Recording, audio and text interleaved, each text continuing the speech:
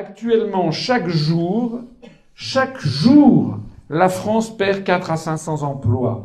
Chaque jour, la France perd une usine. Chaque jour, plus de 1500 Français basculent en dessous du seuil de pauvreté calculé par l'INSEE pour l'année 2010. En 2012, je pense qu'on va être plutôt à plus de 2000 Français qui basculent en dessous du seuil de pauvreté. Voici la situation. Une situation qui est calamiteuse, qui dure maintenant depuis 15 ans. En fait, qui est directement corrélée à l'adoption du traité de Maastricht, de l'euro, de la prétendue mondialisation inévitable, c'est-à-dire de la suppression de tous les contrôles aux échanges de capitaux, de marchandises et de services. Ça en est le fruit direct. Et que font ceux qui sont à l'origine de ça? Ils continuent à plastronner dans les médias. Les Jacques Attali, les Jacques Delors sont en train de nous dire ce qu'il faut faire maintenant, alors que tout ce qu'ils ont dit s'est traduit par une catastrophe. En 1971, il y avait beaucoup d'obstacles à la vente. Il y avait d'abord la guerre froide et l'existence d'un camp socialiste fermé sur l'étranger.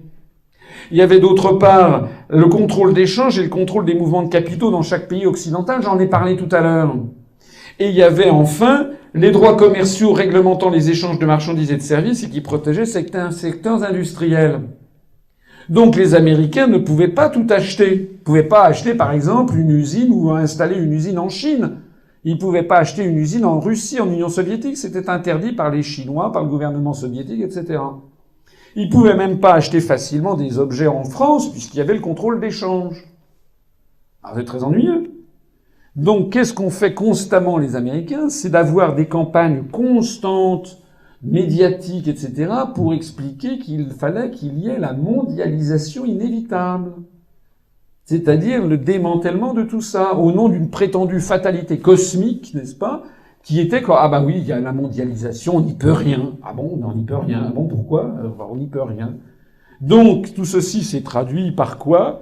Et l'invention de la politique de mondialisation inévitable, au moment, bien entendu, avant il y avait quand même un contrepoids qui était l'Union soviétique. Mais lorsque l'Union soviétique s'est effondrée en 91, les États-Unis d'Amérique, c'est-à-dire en fait non pas le peuple américain qui souvent est lui-même bien embarrassé par la situation, mais l'aristocratie des affaires, l'oligarchie financière euro-atlantiste, comme je l'appelle, c'est-à-dire américaine, et qui a également toutes ses entrées à la Commission européenne.